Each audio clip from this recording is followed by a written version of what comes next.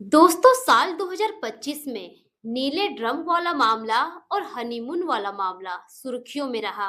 किस तरह से एक पत्नी ने अपने प्रेमी के साथ मिलकर अपने ही पति को मौत के घाट उतरवा दिया, यह तो आप सब ने देखा।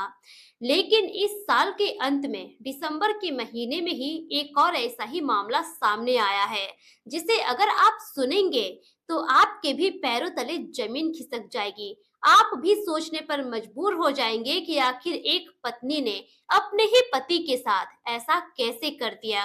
तो दोस्तों आइए जानते हैं पूरा मामला इस वीडियो में। पर वीडियो में आगे बढ़ने से पहले आप सभी से एक ही रिक्वेस्ट है कि वीडियो को लाइक कर दीजिए और चैनल को भी सब्सक्राइब कर दीजिए, ताकि मेरा हौसला बढ़ता रहे। दोस्तों मेरा नाम है तबस्सुम खातून और आप सभी का मेरे चैनल पर स्वागत है। दोस्तों दरअसल मामला है उत्तर प्रदेश के संभल का। संभल के एक इलाके के एक नाले में एक बैग पड़ा हुआ मिलता है। अब जो इलाके के लोग होते हैं उस बैग को देखकर हैरान रह जाते हैं। सभी के मन में तरह तरह के सवाल पैदा हो रहे थे। अब उसी में से एक व्यक्ति नजदीकी थाने में सूचना दे देता है। सूचना मिलने के बाद जो पुलिस की टीम होती है वहां पर पहुंचती है और उस बैग को नाले से निकाल कर खोलती है।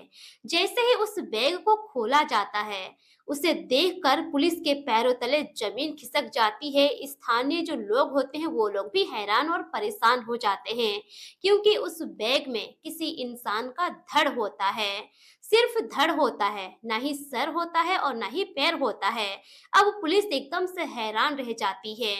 लेकिन तभी पुलिस के दिमाग में एक ख्याल आता है। पुलिस का सोच जो होता है वो दूसरी तरफ चला जाता है, क्योंकि उससे कुछ दिन पहले ही एक महिला आई हुई होती है थाने में और अपने पति की गुमशुदगी की रिपोर्ट दर्ज करवाती है, और उस महिला का नाम होता है रूबी। अब जो पुलिस की टीम होती है रूबी को फोन करके बुलाती है पहचान के लिए।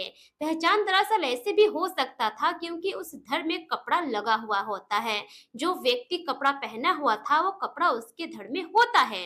अब जो महिला होती है रूबी नाम की, वो आती है वहां पर, उस धड़ को देखती है और पहचानने से इनकार कर देती है। अब पुलिस के लिए ये बहुत बड़ा केस बन चुका था, क्योंकि पुलिस पहचान करेगी तो कैसे करेगी, क्योंकि सिर्फ धड़ है, उसमें तो सर है ही नहीं।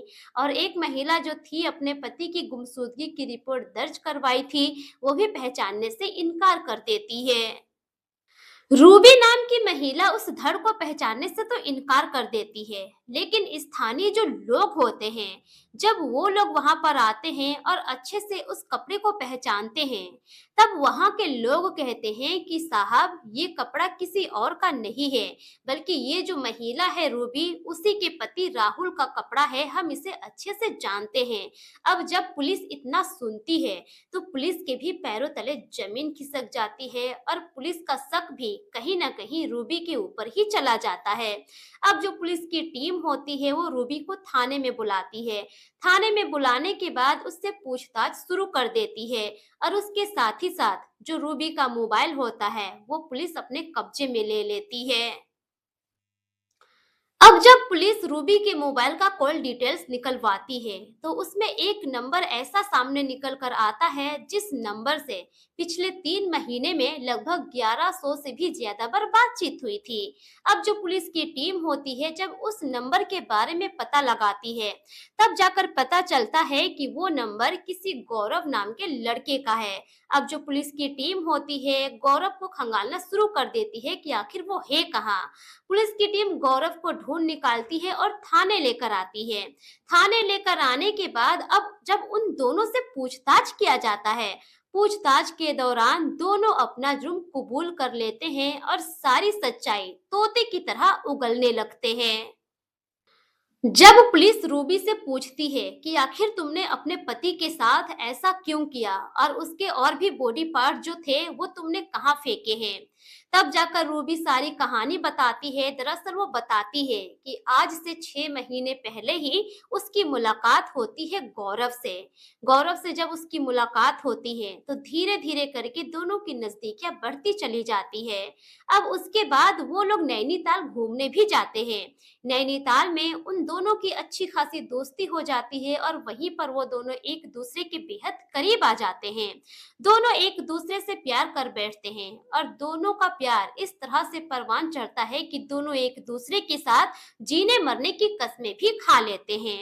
इसी तरह से धीरे-धीरे वक्त गुजर रहा होता है, लेकिन कहीं न कहीं जो रूबी का पति होता है राहुल, उसको पता चल जाता है उन दोनों के रिश्ते के बारे में कि उसकी पत्नी का गौरव के साथ कैसा रिश्ता चल रहा है।